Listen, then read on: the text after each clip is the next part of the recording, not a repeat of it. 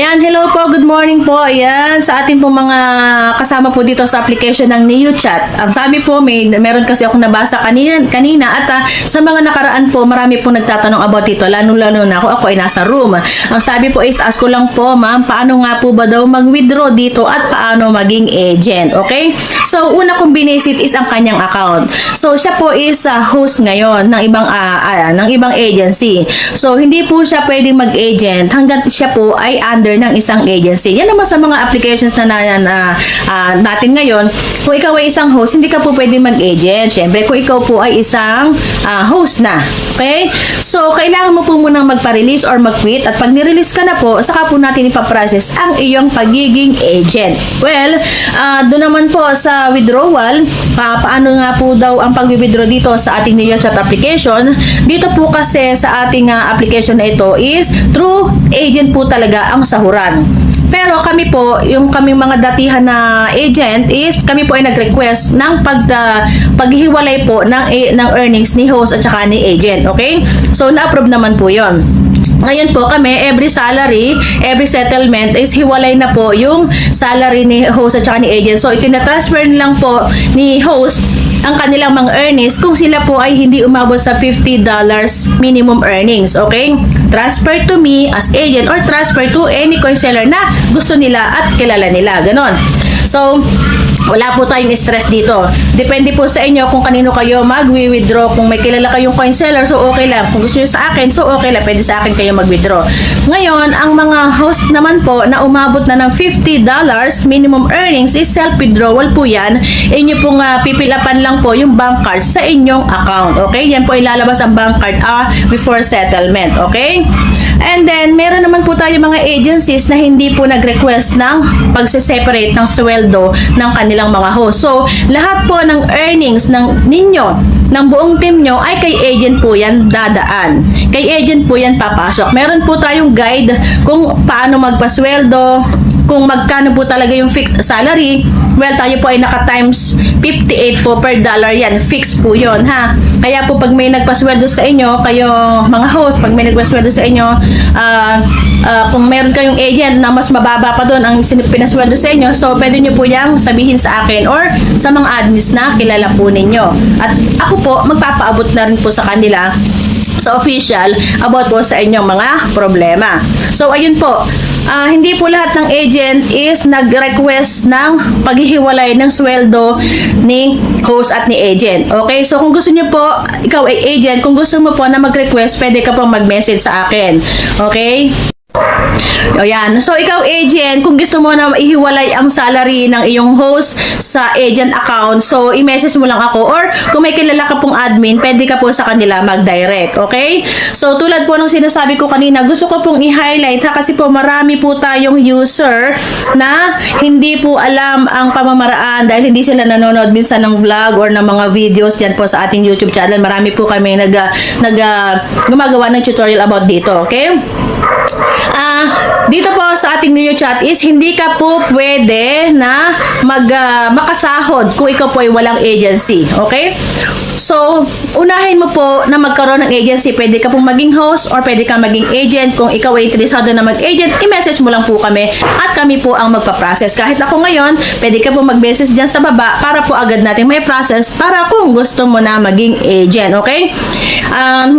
Dumadaan po talaga sa agent ang mga salary, pero meron naman po tayong options. Pwede po kayong mag-request ng separate ng salary ni host at saka ni agent. Well, talaga pong pag ikaw ay agent dito sa NeoChat, syempre, una, ma-stress ka dahil lahat po ng payment is sa'yo dadaan.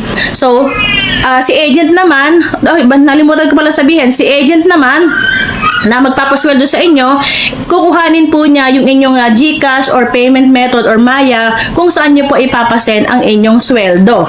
Okay? So, ayan, tandaan po natin. And then, kung naman na kahit anong payment method naman po, is pwede naman yan. Basta po, makikipag-coordinate po kayo sa inyong agent. Well, ako sa team ko is only GCash and PayMaya. GCash and Paymaya. Well, kung ang inyong napasukang agent is ibang lahi o hindi nyo kilala, so kailangan po ay makipag-coordinate po kayo kasi ang sweldo nyo po or ang inyong mga earnings po is papasok po yan sa agency once na hindi po sila nag-request ng separate ng sweldo. Kung kayo naman po, ang wallet nyo naman po is may laman, hindi po naman yan mawawala, ayan po ay pwede mong ipunin.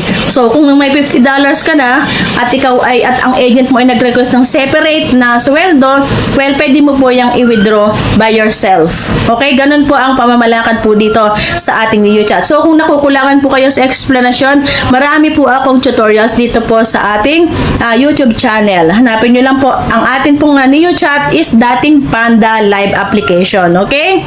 Dati pong Panda Live application, ang ating NeoChat. Tandaan po niya, huwag kayong malilito. At i-message nyo lang po ako dito po sa aming page para po kayo ay mag-guide ng maayos. Dahil maganda po ang application na ito. Super duper walang stress. Mag-iipon ka lang po ng earnings and then sweldo na. Kung ang hanap mo ay pagkakakitaan ng walang nilalabas na puhunan, Jocelyn's TV Agency na! Simple lang ang kailangang dapat mayroon ka dito. Sipag, maayos na internet at cellphone. Namimigay kami ng rewards sa mga host at sub-agents na masisipag. Ang kagandahan pa, weekly at monthly ang rewards. Naka-online pa 24 hours para may pagtastingan ang mga user ng libre. Jocelyn's TV Agency, earning made easy. Download the app now. Hello everyone! Kung ikaw po ay live streamer or gamer, ay pwede ka pong bumili dito po ng coins kay CocoDP. Dito po kay CocoDP is napakababa po ng presyo at marami pong discount na iaalok sa'yo.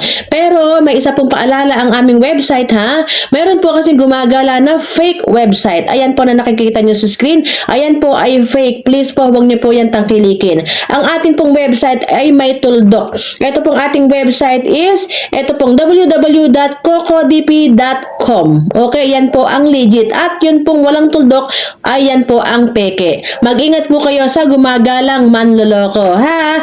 So, siguraduhin nyo po na tama po ang website na inyong gagamitin sa pagbili po dito kay CocoDP. So, ayan sa screen nyo po is, pag-click nyo po ng ating link, ay ito po ang lalabas. Ayan, ito po yung ating website. Ito po ang ating CocoDP. Okay? So, syempre po, login po tayo lagi kay Google.